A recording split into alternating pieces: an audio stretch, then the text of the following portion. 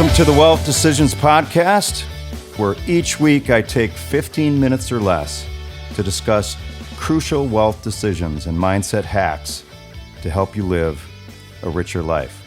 I'm your host, Brian Muller, and I've been in the financial services industry for over 25 years, and I'm also a certified life and health coach.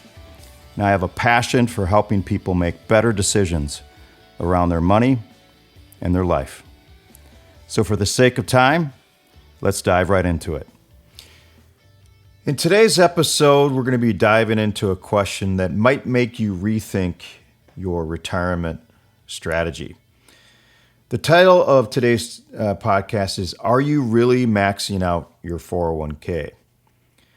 I think you might be surprised to learn that what you think is maxing out might not be taking full advantage of this very powerful retirement tool. So we're going to break it down and just ensure you're on the right track to a comfortable retirement. I often ask this question, are you maxing out your 401k? And I get different answers. Some people think that maxing out their 401k is just going up to the match. Some people don't realize that the matching contributions are on top of the limits, and we'll go into the details on this topic, starting with what does maxing out really mean? When most people talk about maxing out their 401k, they're typically referring to the amount that they're contributing. It's the annual limit set by the IRS. And for 2024, that limit is $23,000 for those under age 50 and $30,500 for those 50 or older, thanks to the catch-up contribution provision. But here's the kicker. Contributing to this limit might not actually be maxing out in the true sense. There's more to consider, such as employer matching, after-tax contributions, and the mega backdoor Roth strategy. So let's dive just a little deeper into what a full 401k optimization kind of looks like. First of all, let's talk about your employer matching. This is essentially, free money, and it's surprising how many people leave this on the table. Now, let's say your employer offers a 100% match on the first 4% of your salary that you contribute.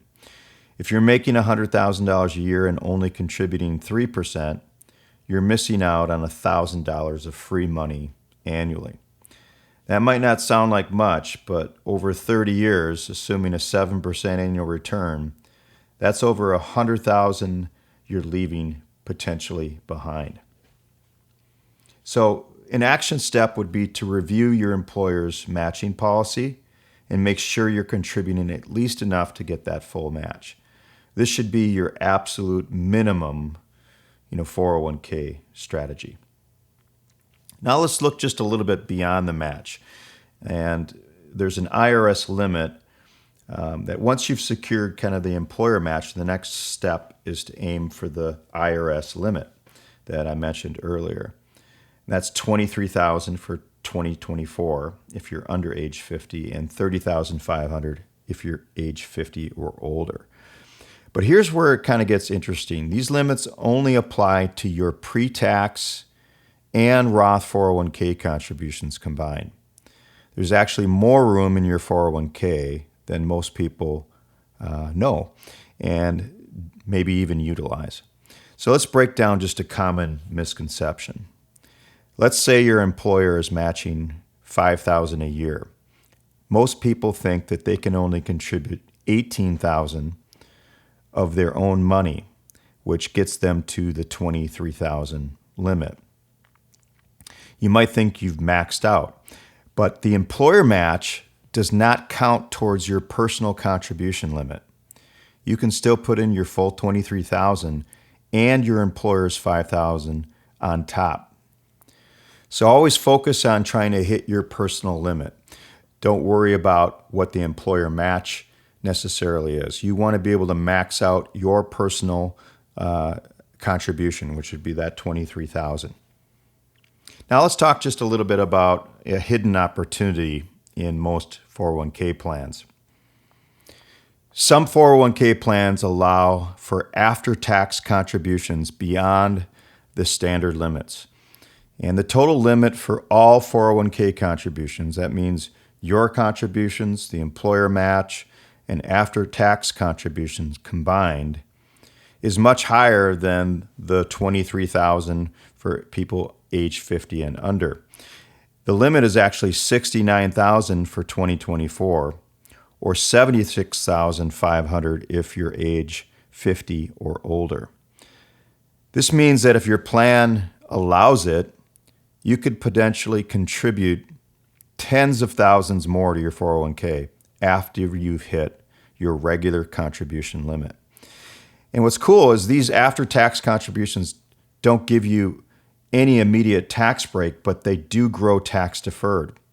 And if your plan allows in-service distributions or in-plan Roth conversions, you can use these after-tax contributions to fuel what's known as the mega Roth strategy.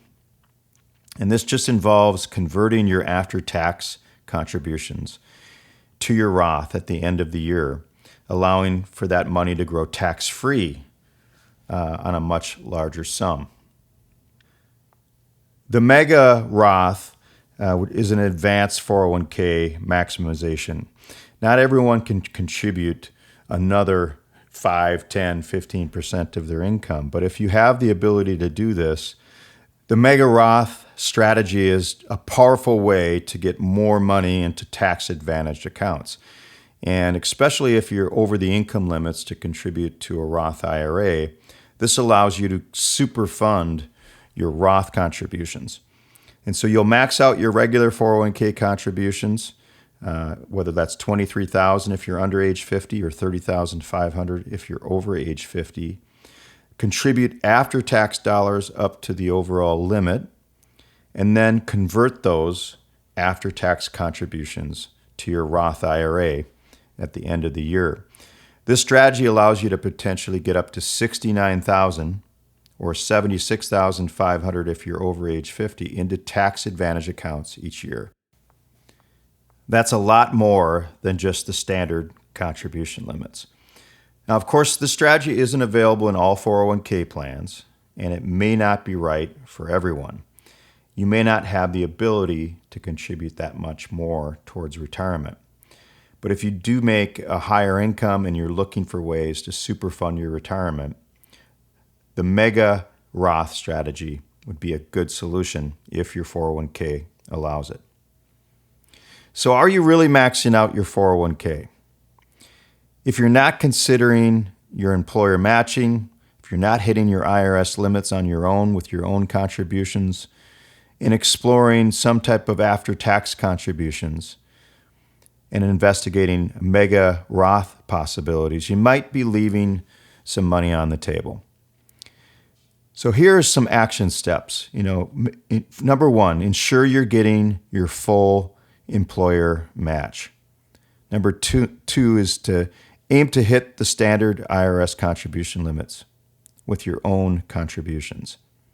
Number three, check if your plan allows after-tax contributions. When you pull up the screen for your 401k, when you sign on, you should see pre-tax, Roth, and after-tax if it's available.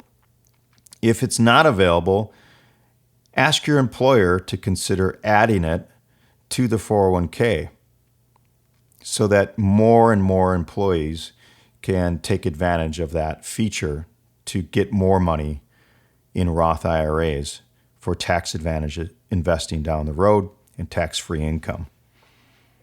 Number four, consider consulting, with a financial advisor to see if some of these strategies like the mega Roth strategy makes sense for you. Everyone's financial situation is unique. Everyone's situation is different. What works for one person might not work for everyone. The key is just to understand all your options so that you can make informed decisions about your retirement savings. So that's it for today's episode. Are you really maxing out your 401k? And if you like this episode, please rate the episode, make some comments, and hit the notification bell to get updated on future Wealth Decision podcasts. And please, if you could, share it with a family member or a friend. My goal with the Wealth Decisions podcast is to reach over 100,000 people by the end of the year in the Twin Cities and beyond, so that people can make better wealth decisions to live a richer life. If you'd like to schedule a discovery call with me, you can go to my website at momentouswealthadvisors.com, and I'll spend some time to get to know you a little bit and find out if I might be able to steer you in the right direction or help you with your financial future. And once again, thanks for listening and have a great weekend.